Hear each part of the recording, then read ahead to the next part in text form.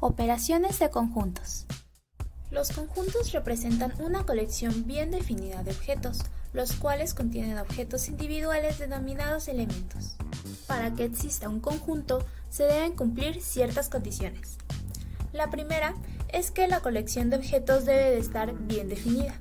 El conjunto no está bien definido cuando hay cierta ambigüedad con relación a los elementos que lo componen, o se hace necesario incorporar criterios adicionales para aclarar cuáles son esos elementos. La segunda condición es que ningún objeto se debe de contar más de una vez. En general, estos elementos deben ser distintos y si uno de ellos se repite, debe de contarse una sola vez. Y por último, que el orden en que estén los elementos que forman el conjunto carece de importancia. Para simbolizar los conjuntos se emplean las letras mayúsculas del abecedario. Se pueden expresar en forma de extensión o de comprensión. La forma tabular o por extensión lista todos los elementos, separándolos por comas y encerrados entre llaves. Esta forma se utiliza cuando se conocen cuántos y cuáles elementos forman el conjunto. Por otro lado, la forma de construcción o comprensión se utiliza cuando no se conocen los elementos, sino que su existencia está sujeta a una característica. Existen diversos tipos de conjuntos.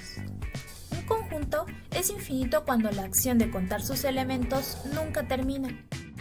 Un conjunto es finito cuando se pueden contar sus elementos y saber cuántos son. El conjunto universo consta de todos los elementos que existen en los demás conjuntos y se denota por la letra griega omega. Un conjunto que no posee elementos se denomina conjunto vacío o conjunto nulo y se designa por dos corchetes vacíos o por el símbolo que aparece en pantalla. Los conjuntos iguales son aquellos conjuntos que contienen los mismos elementos, es decir, que los elementos de A están en B y los elementos de B están en A. Aquellos conjuntos que contienen algunos elementos de A y algunos elementos de B, pero no todos, es decir, que poseen elementos en común, se denominan conjuntos diferentes. El conjunto potencia está formado por todos los subconjuntos que se puedan formar con los elementos del conjunto. Los conjuntos disjuntos son aquellos conjuntos en los que ningún elemento del conjunto A está en el conjunto B y viceversa. Dos conjuntos son comparables si uno de los conjuntos es subconjunto del otro. Como ejemplo de conjuntos están los conjuntos numéricos. Los naturales representados con la letra n son aquellos números enteros positivos. Utilizando este conjunto de números naturales podemos explicar el significado de las operaciones elementales. Los enteros, representados con la letra z, son los números enteros positivos y negativos, incluyendo al cero.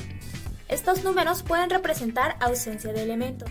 Los números racionales representados con la letra q se obtienen a partir del cociente de dos números enteros, siempre y cuando el denominador sea diferente de 0. Los números irracionales representados por q' no corresponden a números racionales y no pueden expresarse como el cociente de dos números enteros. Existen dos tipos, los que provienen de raíces exactas como la raíz de 2, por ejemplo, y los trascendentes como el número pi. Los números reales representados por la letra R son aquellos que se pueden localizar en la recta numérica y son el resultado de la unión de los números racionales e irracionales. Ahora que conocemos todo esto, podemos hacer operaciones de conjuntos.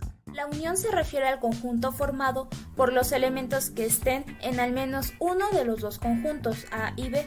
Podemos verlo gráficamente con un diagrama de Venn. Intersección. Es el conjunto formado por los elementos que pertenecen a los dos conjuntos a la vez. Complemento.